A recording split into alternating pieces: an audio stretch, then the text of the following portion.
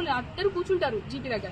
ఒక ఆయన నాకు అనుకూలంగా పనిచేయంటాడు, ఒక ఆయన బానిసం, ఇక మాకు అనుకూలంగా పనిచేయాలి నువ్వు అంతే అని ఒకతను, నువ్వు చెక్ రాస్తావా చెక్ రావాయా అని ఇంకొకరు. ఇందిరా మిల్ల కమిటీలో వాళ్ళు ముగ్గురు ఉన్నారు, కోదాలి మల్లేష్ బాబు అండ్ గుగ్గిల గుగ్గిల శ్రీకాంత్ గౌడ్, వీళ్ళు ముగ్గురు ఉన్నారు.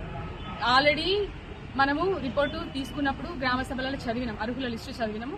అందులో మాకు 144 వచ్చినాయి ఫస్ట్ లిస్టులో. ఆ 144లో క్లియర్గా వీళ్ళని పిలిపించి కూడా సార్ మీటింగ్ చెప్పిండు, ఈ గొడవలు అయితే ఇబ్బంది అవుతుంది, మాకు ఇబ్బంది అయితే సెక్రటరీలకు అని చెప్పేసి ఇందిరామ కమిటీ సభ్యులకు కూడా పిలిపించారు సారు. ఈ గైడ్లైన్స్ ప్రకారం మీకు 24 మా విలేజ్ 24 శాంక్షన్ అని, అవి మీరు సార్ట్అవుట్ చేసి లిస్ట్ ఇవ్వాలమ్మా అని చెప్పారు. చెప్పినప్పుడు ఏ రకంగా చెప్పారు, ఒక ఫ్యామిలీలో ఒకరికి 5-6 ఉన్నా కానీ ఒకటే ఇస్తారు.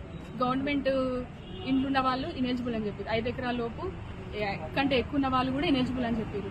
అండ్ ఇంకా ఆ ఇంట్లో 4 కంటే ఎక్కువ ఫ్యామిలీ ఉంటే ఎవరికో ఒకరికే వస్తుందని చెప్పారు. ఈ గైడ్లైన్స్ ప్రకారం నేను ముందు నుంచి చెప్తూనే ఉన్నా, ఫస్ట్ లిస్ట్ ప్రిపేర్ అయ్యేటప్పుడు కూడా వీళ్ళు ఉంటారని చెప్పి క్లియర్గా చెప్పిన. అడిగిండు ఓకే శ్రీకాంత్ గౌడ్, నా పేరు పెట్టానన్నాడు ఫస్ట్ ఎలిజిబుల్ లిస్ట్ ఇచ్చినప్పుడు. మీకు శ్రీకాంత్ గౌడ్ గారు ఆల్రెడీ ఇల్లు ఉంది కదా, ఎట్లా పెడతారు చెప్పండి అని చెప్పిన. నేను లేదు పెట్టి అంతా మేము చూసుకుంటామన్నా, నేను పెట్టలేనని చెప్పిన. గుగ్గిల అభిగౌడ్ కూడా మాకు బిల్డింగ్ ఉంది మా అన్నకు పెట్టన్నాడు. క్లియర్గా మీరు మీటింగ్లు విన్నారు, అన్ని ఉన్నాయి, మీ అన్నకు మీ నాన్నకి బిల్డింగ్ ఉంది కదా, మీరు మళ్ళీ రేషన్ కార్డు కూడా ఒకటే ఉంది కదా, ఎట్లా ఇస్తారు అని చెప్పి చెప్పిన. ఎందుకంటే ఒకటి జరిగింది, గవర్నమెంట్ చెప్పినప్పుడు నేను చేయాల్సిందే కదా, సంజాయిషి కోరాల్సిన అవసరం ఏముంది చెప్పేసి నేను డైరెక్ట్. అక్కడికి వెళ్ళిన తర్వాత కరెక్టే అమ్మా అది ఇచ్చేది లేదని సార్ కూడా చెప్పారు. వేధింపులకు గురే అంటే ఇప్పుడు ఆ లిస్టు మేమే ప్రిపేర్ చేస్తాం, నువ్వు ఇన్వాల్వ్ కానవసరం లేదు, వెళ్ళిపో నువ్వు జీప్లోకి వెళ్ళాలంటే ఆ రోజు మొత్తం రేపు సాటర్డే రోజు ఫ్రైడే రోజు అనుకుంటా ప్రైమరీ స్కూల్లో పోయి కూర్చున్నాను.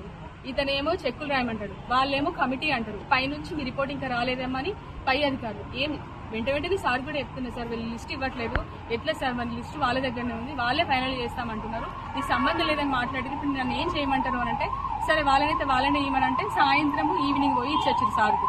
అన్ని ఏమో రాసేసి లిస్ట్ ఇలా చూడని కూడా చూడలే, ఎందుకంటే ఇటు ఇంకుడు గుంతల విషయం ప్రెషర్ అవుతుంది, ఇటు మానసిక క్షోభకు గురి చేస్తున్నారు. ఇట్లా 1.5 అవర్ నుంచి 1 ఇయర్ నుంచి స్ట్రగుల్ అవుతూనే ఉన్నా.